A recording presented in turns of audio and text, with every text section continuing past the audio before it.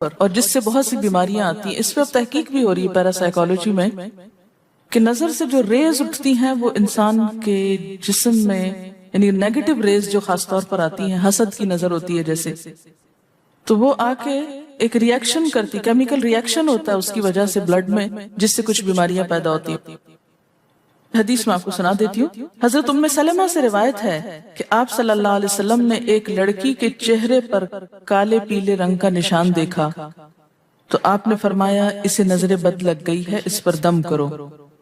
حضرت جابر کہتے ہیں کہ آپ صلی اللہ علیہ وسلم نے آل حزم کو سانپ کے ڈسنے کی وجہ سے دم کرنے کی رخصت دی، اور آپ نے اسما بنت امیس سے پوچھا کیا وجہ ہے کہ میرے بھتیجے کمزور ہیں، کیا فقر و فاقہ کا شکار ہیں، یعنی کھانے پینے کے باوجود یہ کیوں کمزور ہیں، کیا ان کو کچھ کھانے کو نہیں ملتا؟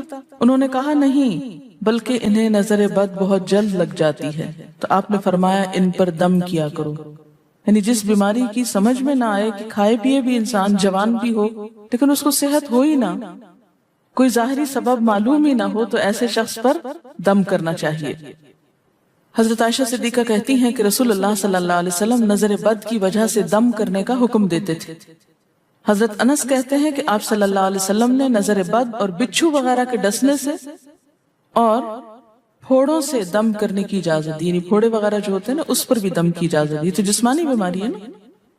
اور نظر کے بارے میں تو یہ بھی کہا گیا ہے، حدیث میں آتا ہے کہ نظر بد کا لگنا حق ہے، انسان کو اونچے پہاڑ سے گرا سکتی. کیونکہ ہوتا کیا ہے کہ جب ایک خاص اینگل سے دیکھا جاتا ہے تو دوسرے انسان کے جسم میں جیسے لرزہ سا آ جاتا ہے نا اور انسان ہل جاتا ہے. اس کی دلیل قرآن میں بھی ہے. ایک سورت کے آخر میں آتا ہے وَإِن يَكَادُ الَّذِينَ كَفَرُوا لَيُزْلِقُونَكَ بِأَبْصَارِهِمْ لَمَّا سَمِعُوا الذِّكْرَ، کہ قریب ہے کہ کچھ کافر آپ کو اپنی نگاہوں سے کیا کر دیں، پھسلا دیں جب یہ قرآن سنتے ہیں. یعنی وہ سننے نہیں آتے تھے، صرف آپ کو گھورتے رہتے تھے. اور کس لیے گھورتے رہتے تھے؟ تاکہ آپ بول نہ سکیں، آپ لرز جائیں، ڈگمگا جائیں، اپنا کام چھوڑ دیں. بری نیت سے آتے تھے. وَيَقُولُونَ إِنَّهُ لَمَجْنُونَ، کہتے ہیں کہ یہ تو مجنون ہو گیا. آپ صلی اللہ علیہ وسلم نے فرمایا نظر بد حق ہے، اگر تقدیر سے کوئی چیز سبقت لے جا سکتی ہوتی تو وہ نظر بد ہے. پتہ کیسے چلے؟ چل جاتا ہے. پتہ کیوں نہیں چلتا؟ مثلا آپ کا بچہ ہنس رہا تھا، کھیل رہا تھا، دودھ پی رہا تھا کہ اچانک کوئی شخص آیا اور جب وہ اٹھا تو بچے نے شور کرنا شروع کر دیا. اور پتہ چل جاتا ہے. بعض اوقات گھر ہی کے لوگوں کی لگ جاتی، بعض اوقات محبت سے بھی لگ جاتی کہ بچہ کھیل رہا تھا، آپ دیکھتے کہ وہ گر پڑا، اچانک رونا دھونا شروع ہو گیا، سر پٹ گیا. حدیث میں آتا ہے نظر بد انسان کو موت تک اور اونٹ کو ہانڈی تک پہنچا دیتی ہے. اونٹ کو ہانڈی تک پہنچانے کا مطلب کیا ہے؟ ذبح کرنا پڑ جاتا ہے، تڑپنے لگتا ہے. آپ صلی اللہ علیہ وسلم نے فرمایا اللہ کی قضاء اور تقدیر کے بعد سب سے زیادہ نظر بد کی وجہ سے میری امت میں اموات ہوں گی. آپ صلی اللہ علیہ وسلم نے فرمایا نظر بد سے اللہ کی پناہ طلب کیا کرو، کیونکہ نظر بد کا لگنا حق ہے. اسما بنت امیس نے آپ سے گزارش کی کہ بنو جعفر کو نظر بد لگ جاتی ہے تو کیا وہ ان پہ دم کر سکتی ہیں؟ آپ نے فرمایا ہاں، یعنی ایک عورت بھی دم کر سکتی ہے، اور اگر تقدیر سے کوئی چیز سبقت لے جانے والی ہوتی تو وہ نظر بد ہے. آپ نے فرمایا بے شک نظر بد انسان پر اثر انداز ہوتی ہے، حتیٰ کہ اگر وہ ایک اونچی جگہ پر ہو تو نظر کی وجہ سے گر بھی سکتا ہے، یعنی فزیکلی بھی اثر انداز ہوتی.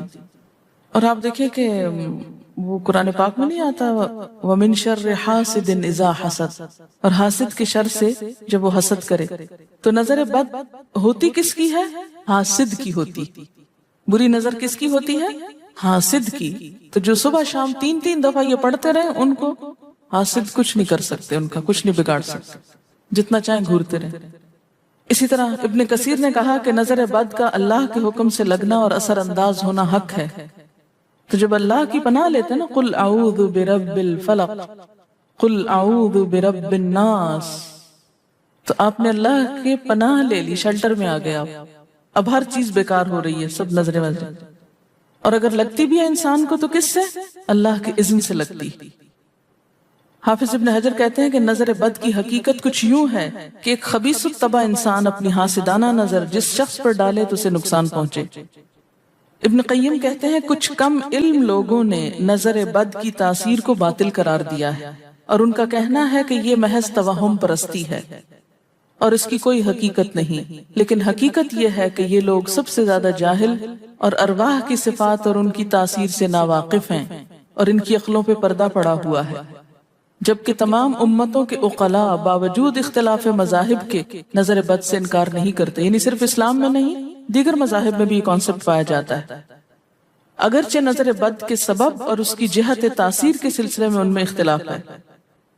پھر کہتے ہیں اس میں کوئی شک نہیں کہ اللہ تعالیٰ نے جسم اور روحوں میں مختلف طاقتیں اور طبیعتیں پیدا کی ہیں، اور ان میں کئی خواص اور اثر انداز ہونے والی کیفیات ودیت کی ہیں۔ آپ دیکھیں کہ لو چلتی ہے تو اثر نہیں ہوتا، اس کا بھی تو اثر ہوتا ہے نا، حالانکہ وہ نظر نہیں آ رہی ہوتی، اور کسی عقل مند کے لیے ممکن نہیں کہ وہ جسموں میں روحوں کی تاثیر سے انکار کرے، کیونکہ یہ چیز خود دیکھی اور محسوس کی جا سکتی ہے، اور آپ دیکھ سکتے ہیں کہ ایک شخص کا چہرہ اس وقت انتہائی سرخ ہو جاتا ہے جب اس کی طرف وہ انسان دیکھتا ہے جس کا وہ احترام کرتا ہے، اور اس سے شرماتا ہو، اور اس وقت پیلا پڑ جاتا ہے جب اس کی طرف ایک ایسا آدمی دیکھتا ہے جس سے وہ ڈرتا ہو، یعنی جس سے آپ ڈرتے ہیں وہ آپ کو دیکھے تو آپ کا رنگ پیلا ہو جاتا ہے۔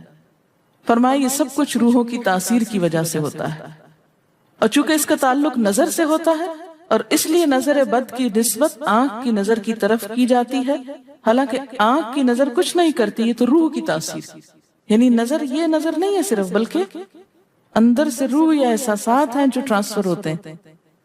آپ دیکھیں کہ محبت کی نظر کیا اثر نہیں کرتی ہے نا، اسی طرح نفرت کی، غصے کی، اور آپ کے چھوٹے بچے خاص طور پہ نظروں کو بہت پہچانتے ہیں۔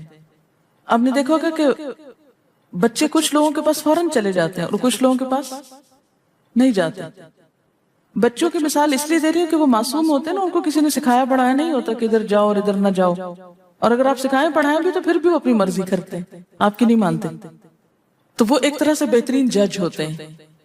بعض لوگوں کو دیکھ کے بچے رونے لگتے ہیں، بعض کو دیکھ کے مسکرانے لگتے ہیں، یہ ایسا کیوں ہوتا ہے؟ اچھا، اسی طرح اگر کوئی شخص کانسٹنٹلی آپ کو دیکھ رہا تو آپ کانشیس ہو جاتے ہیں، آپ ٹھہر نہیں سکتے۔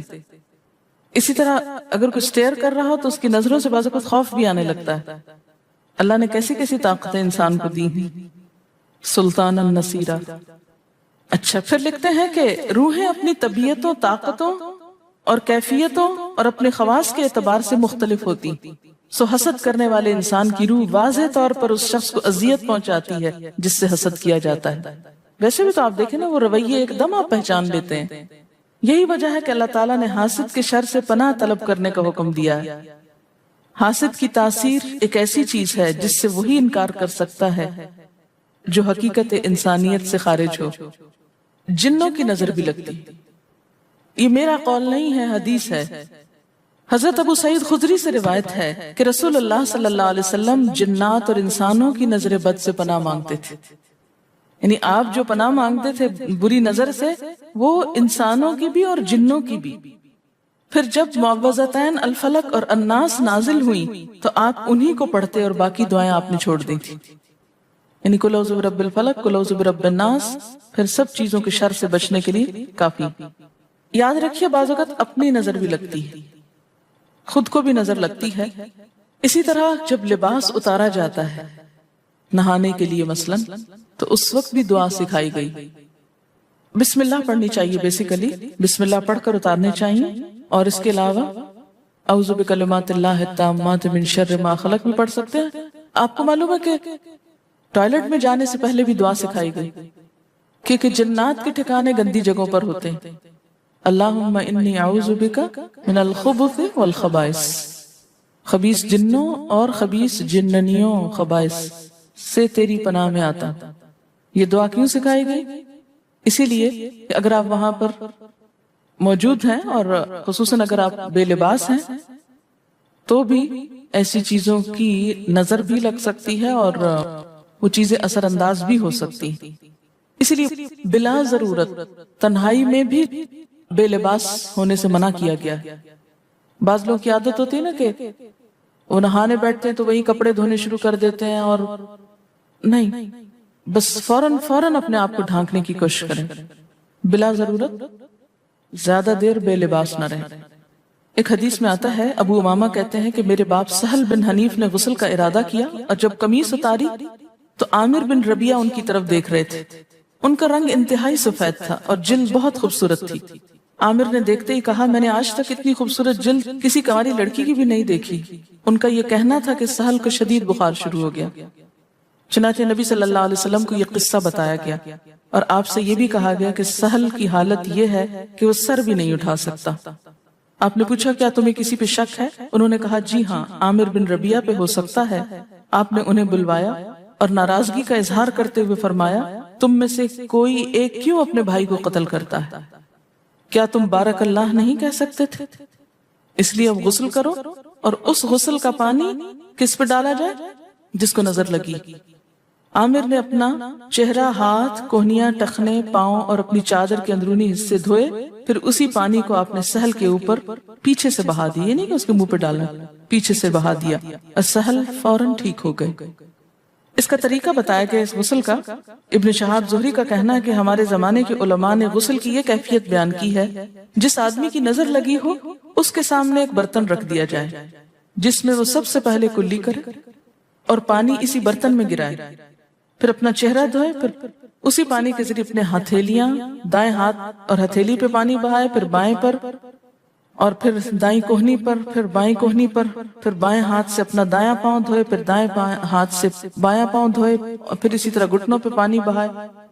اور پھر یاد رہے کہ سارا پانی برتن کے اندر جائے اور اس کے بعد جس شخص کو نظر لگی ہو اس کے سر کی پچھلی جانب سے وہ پانی ایک ہی بار بہا دیا جائے. حضرت عائشہ کہتی ہیں کہ جس شخص کو بری نظر لگتی اس کو اسی طرح غسل کروایا جاتا. اب بعض اوقات یہ نہیں پتا چلتا کس کی لگی. ایسی صورت میں پھر طریقہ کیا علاج کا؟ مریض کے سر پہ ہاتھ رکھ کر یہ دعا پڑھی جائے بسم اللہ ارقیک من کل داء یؤذیک من کل نفس او عین حاسد اللہ یشفیک بسم اللہ ارقیک.